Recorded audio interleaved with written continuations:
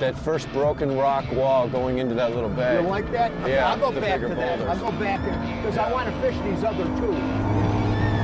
The lake has got so many good-looking spots. He's pointing here. I want to go to that point. I got the saddle here. Structurally, it looks really good. Ah! This feels like a good walleye. Get her in. She's a good one. Oh, Troy. Look at that thumb.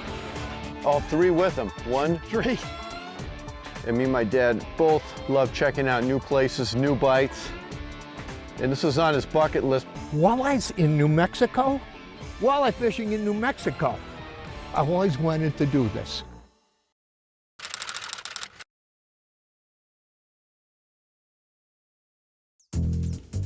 Closed captioning is provided by Smooth Moves, adjustable boat seat suspensions for a smoother ride. Oh, Troy, look at this. I could tell, look at that thump. This is one of what I stopped here for. I know that feeling on that rod. Look at that rod. It feels like a good one. Feels like a good one. When they pound, there it is, look at the side. Big eyeball, Troy, big eyeball. Look at that. Oh, come here, come here, come here, come here. And we didn't bring a net with us by accident, but that's okay. I've done my share of lipping. Whoa, whoa. Hand landing, walleyes. Look at that. Woo! Give me my big bite bait back here. He liked that thing so much, he's got it down his throat. I got plenty where that came from. Look at that. I'm fishing with my son Troy on one of my bucket list lakes. We're on Ute Lake in New Mexico. Now Ute has got walleyes like that, and I always wanted to fish them here. It's got smallmouth, big smallmouth, like fish up to 6, 7 pounds. It's got catfish, it's got white bass, and I've been driving by this lake for many, many, many years. Today on our way to Texas, he's got a tournament, he's gonna fish there. I'm gonna go to Oklahoma, do a television show, and head back up to Minnesota. And on our way by, we finally said, we gotta stop. We got the time, let's go do it. Ute is an incredibly interesting body of water. And from what I'm seeing, and think about walleyes in New Mexico? Walleye fishing in New Mexico. I've always wanted to do this, along with the smallmouth and the white bass. This is going to be an interesting trip. Glad you were able to join us today. This is an adventure for me. Check one off on the bucket list. Ah! Whoa, it's staying down. This feels like a good walleye. Does it? Yeah. Yeah, it's still staying down. I'll try to hold you in this wind. Yes. That's a walleye. I could tell on the rod. Yeah. Ooh. Oh, I'm not a toad, but look at that one. Get her in, man. Yeah, I am. Get her in. She's a good one. Yeah. Come here. No net. That's your fault. Got it. Beautiful fish. Nice eyeball. Yeah, that one. Nice eyeball. You know, there's a lot of ways you can research these lakes you've never been on before just by using the internet, looking at the websites of the resorts around and searching on YouTube. You can find out a ton of information before even putting your boat in the water. New Mexico is an angler's area 51 with mysterious, little-known fishing potential for walleyes. The fact is, impoundments like Abiquiu, Ute, Conchas, Caballo, Elephant Butte, Clayton, and Santa Rosa all hold fishable populations of stock walleyes. Walleyes tend to grow fast and die young in such warm environments. Even so, nice fish are available, along with a few really big ones. The current state record stands at a mighty respectable 16 pounds 9 ounces, which rivals the top-end whoppers of most northern states. Tossing largemouth, smallmouth bass, pike, and muskie in selected areas, and plenty of stream trout fishing, a snowbird could easily get sidetracked on their winter trek down to Arizona. Oh, got him, Troy. Another walleye. Not a big walleye, I don't think. Not a bad one. Not a bad one. Mercury engine test.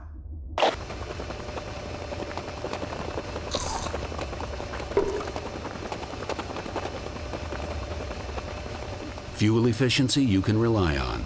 It's good to have Mercury behind you.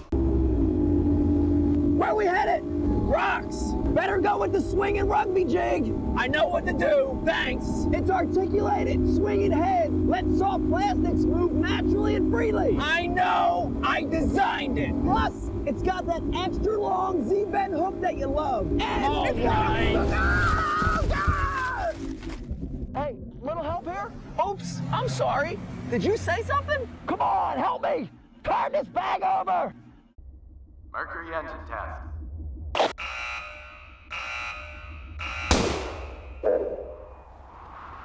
Speed and acceleration you can rely on. It's good to have Mercury behind you.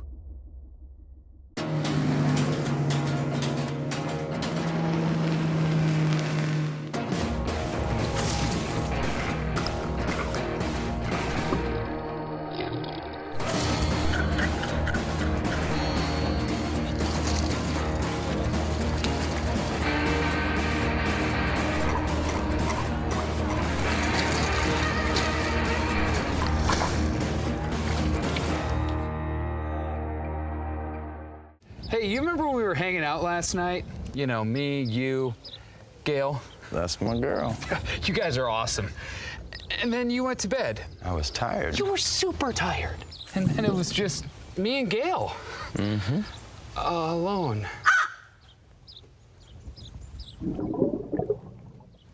What? Yeah! It's all in the paws. New Shadow Wrap from Rapala. This segment is brought to you by Northwest Ontario. There's no place like this. Odds are, I'm guessing that that's a male. Let's see here. Those bigger fish are spawned out females. Let's see. Oh yeah, still a milking male. That's why it's so skinny. But still a pretty darn nice fish. You know, this body of water here has been stocked and maintained for a long time for walleyes. Ute conscious, and I guess there's a number of other decent lakes in New Mexico here that are starting to be developed for walleyes. Yeah, you know, I even think there's some down in Elephant Butte. But the mainstay, this one here is one of the best known walleye lakes up here. And you know, if you're a snowbird like I am, I've been fishing smallmouth, largemouth stripers for the last number of months on Lake Havasu. And this feels good to get back to my roots on my way back to Minnesota, get into a good hot and heavy walleye bite here. This is my kind of bite, jig bite. Water temperature's 57 to about 60 in some areas. There's still some milking males up on top. Them bigger females, you look at their belly, they're already feeding up. They spawned early and they're eating. They're aggressive. They're really aggressive. Good looking fish. They tell me the peak on here, one of the peaks on this body of water is sometimes starting around the middle of April when these fish really turn on. Right now it's the end of March, end of March. They said about mid-April it really can get good. But by that time I'm up north. You fish these reservoirs like this, if you fish in the Dakotas or something, if you're used to reservoir walleyes, yeah, you know, the wind don't bother you. You could sit out here and fight this stuff, but it is a pain. When you got wind blowing 30, 35 or more like this, it gets old. It gets old. There's a lot of water I can't get to today, but that's all right. Tomorrow's another day. I still got time to bang a few more.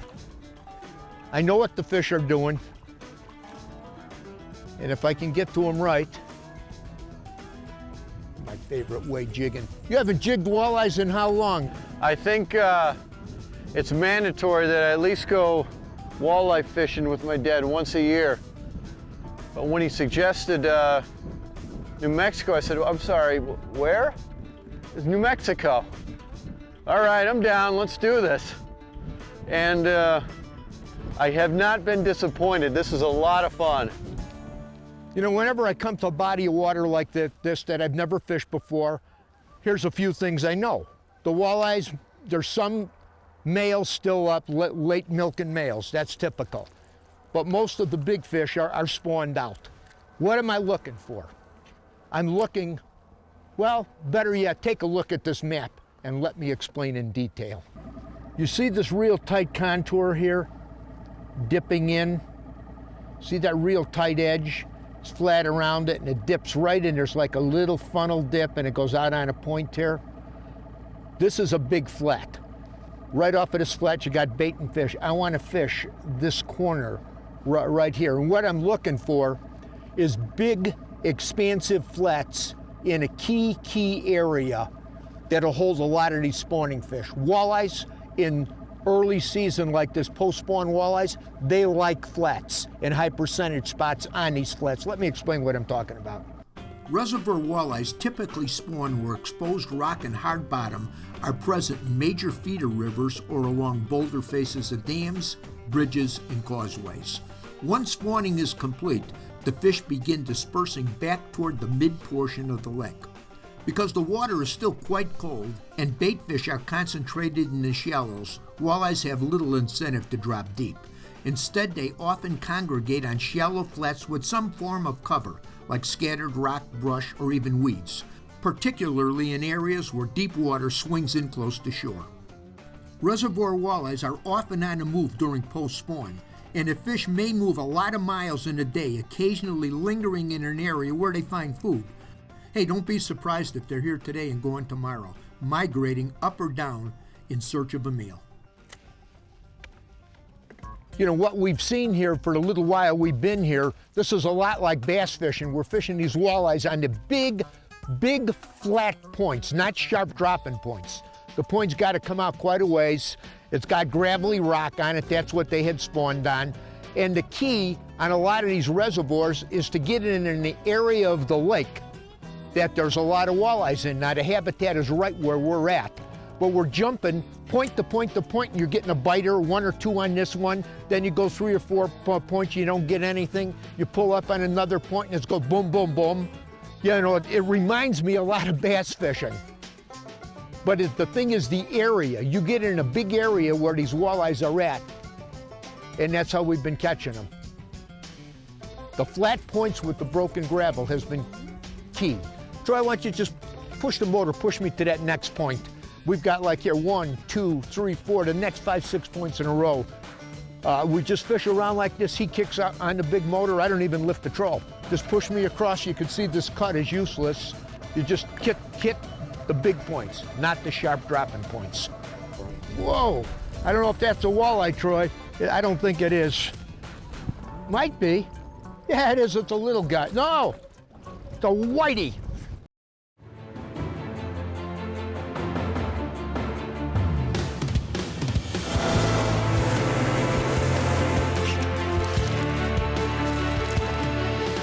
No matter what moves you, Seafoam works. When you're in the business of teaching people how to catch fish, you need to provide anglers with the finest equipment, backed with the knowledge of how to use it. It's all about blending science and technology with hardcore fishing experience and passion. It's a relentless commitment to quality because it's family, it's personal, and it's all about catching more and bigger fish. There's a real boy there. We've made our name helping anglers unlock the water's hidden secrets. Hit the switch. It's time to reveal even more. AutoChart Live gives you the power to build your own high-definition maps anywhere in the world in real time. Because when you know the unknown, you can do the unheard of. AutoChart Live. Only from Humminbird.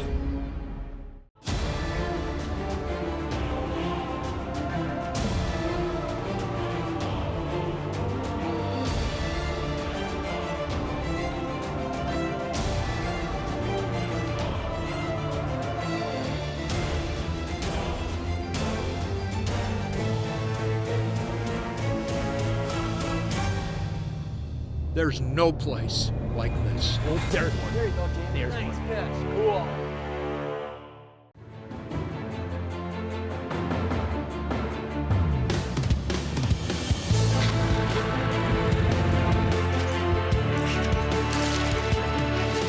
Hey, no matter what moves you, Seafoam works.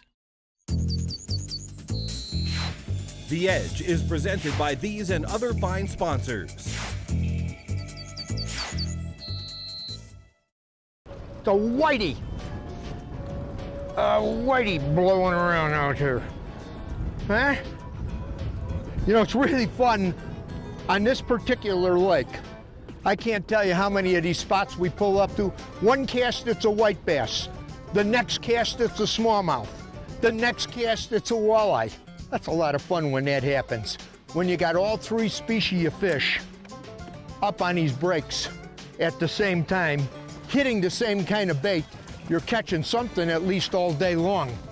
You know, you're really mixing it up. You know, there's really an amazing amount of lakes that I have fished all over the country that are kind of similar to this. Yeah, you know, they got really good walleye populations, they got good smallmouth populations, and they got good white bass populations. All three species really coexist well, north or south. They do really good together. One thing you can say about open, exposed impoundments of the western prairies, sometimes the wind blows, and the rest of the time, it really howls. This is no place for small boats or underpowered trolling motors. You need a seaworthy craft with plenty of power to hold in place and control your boat while you're drifting or trolling. Today we got lucky. Right now the wind is relatively modest, making boat control a lot easier than normal. We're using our Minn Kota Fortrex to maneuver the boat while casting jigs up in shallow water. There we go. Right at the end of this point. Staying down there like a nice walleye. Oh yeah, all three with them. 1, 3. Yes, 1, 2, 3. Yeah, there's 3 with it. Yeah, so you can get one of those other ones. They don't convert as easy as smallmouth, do they? No. No, he's swimming. I see it. Yeah, there was another one. Pull that up so you get that other one. I'll be impressed if you can. I could dip both of those, you know, if I had a net. Probably. I might, let me see if I can grab both of them. What do you think? Even without it. The fish don't want to go nowhere. No. He likes you. Oh, it's been just an absolute blast fishing here in New Mexico. And it's always fun exploring, going to new water. And me and my dad both love checking out new places, new bites. And this was on his bucket list, but I got a feeling he's gonna be back here. And I know I definitely am.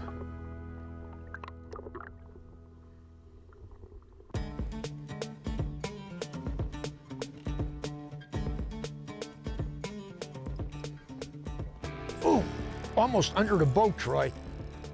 That's a walleye. Oh, look at the other one with him. Another one of those males. This structure here's got a lot of fish on it. They tell me that the guides in the bait shop in town here, when we were talking to him, he said the lake is filled with these, you know, 16 to 18, 19 inchers. You know, big fish is a 6, 7, 8 pounder. You know, that's a really, really big fish. But just the idea, I tell you, it's hard for me to get my head around fishing walleyes in March. You're out down here in March. The day is going to be 85 degrees. Yeah, you know, you're breaking a sweat, and I'm jigging walleyes, post-spawn walleyes. Water right now 56, 57 degrees in March. Now we got great walleye fishing. I know up in the rivers up by me right now. Up home, a lot of the guys are fishing the rivers, but I guarantee they're dressed a little bit warmer than what I'm doing right now. You know you're in walleye country down here when you go by a bait and tackle store and they got signs on there that said leeches available. They're selling leeches in New Mexico. The only thing that it could be for is walleyes, that's it. So they got, you know, they got the bait and everything. If you're a hard bait fisherman, you know, love to live bait fish, they got the bait. The bait shop's got the right stuff here too. When jigging with soft baits, we typically use a VMC moon eye or a hot skirts jig. The moon eye is an aspirin head that stabilizes the jig for quick twitching retrieves. A small clip prevents soft baits from slipping down the hook shank during aggressive retrieves, and the oversized hook gap ensures good hookups. The hot skirts is a colorful dressing that bulks up your presentation and works good in dark or stained water conditions. 3 to 4 inch soft baits usually work best when jigging for walleyes. Oh, Troy, got him. Little guy. A keeper though, huh? This is the finest fishing boat I've ever been in my life, and I'm so proud because I'm the owner of this one. As far as fishability with this boat, I'm not limited to one specific type of species. For me overall, it's a fantastic boat. My job is simple when I'm guiding. It's to find fish and to catch fish, and to be successful at it, you need boat control, and Lund boats, they're second to none. It's like I went to the factory, they put me in the seat and they said, what do you want? And they built it around me. This is a fishing machine.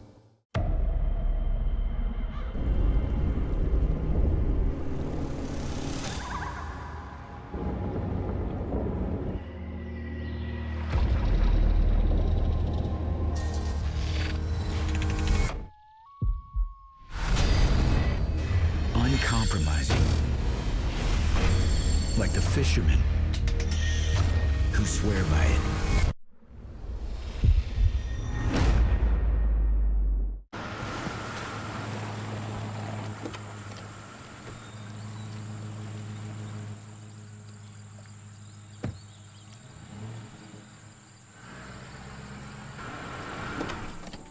Auto stow and deploy, power trim, and your choice of iPilot or iPilot Link. Ulterra from Minn Kota. We can't believe it either.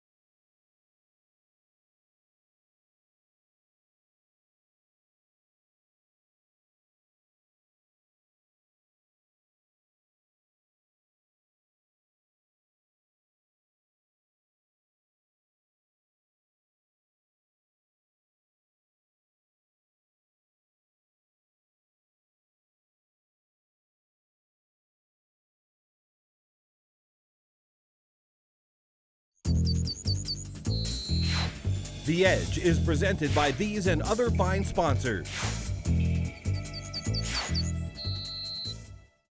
Wow.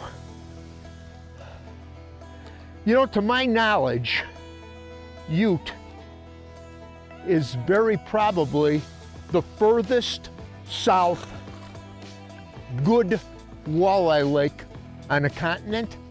Now there's a group of walleye anglers down here, believe it or not. The head of their organization is called the Texas Walleye Association. And they fish all of these walleye lakes here in New Mexico. There's some in Oklahoma. And these are guys that just love to fish walleyes. And this is one of the top lakes that they told me, you want to go to Ute if you want to fish walleyes. And from what we're seeing, that holds real true. It's so nice to be out here, you know, in March. Right now it's spring break in the Southwest, and this is technically, you know, the Southwest, and places like Havasu and many of the lakes in California. It looks like, I think we're the only boat out here right now. Oh, good walleye, Troy. I think it's a little bit better than them other ones. No, same size. Same size. You know, they really stock this lake a lot from what I understand. They really put a lot of fish in here. And the lake's been a known walleye lake for many years. That's why it's been on my bucket list. I've been hearing about how many walleyes are in here. And every time I'm driving by, you know, I'm going somewhere else. But not anymore. Finally got on here. One of the other surprises that we had are just fooling around, yeah, you know, the last few days is how many smallmouth were in here. You know, I'll come back and fish them a little bit too. Probably in fall when I'm heading to Lake Havasu in fall. Around Thanksgiving, I'll come and visit this water again, see what the bite is like. Ah, there. Feels like a little I got one too. You on? Yeah. You're on too? Yeah, I got one too. Mine's small. Mine ain't so small. Mine's a nice, not a bad little one. Mine's a walleye. Oh, they're Is yours a walleye? Yeah. Copycats. Look at this. Yeah. Ah! That's fun. Yours is definitely bigger There's so than mine. many of them in here this size. Yeah. Like that. That's a beauty. We've had so many walleye here. And with this weather kicking up like this, I think it's about time to get off the water and call this a wrap. This is now off my dad's bucket list, but I got a feeling he's gonna be back here, and so am I.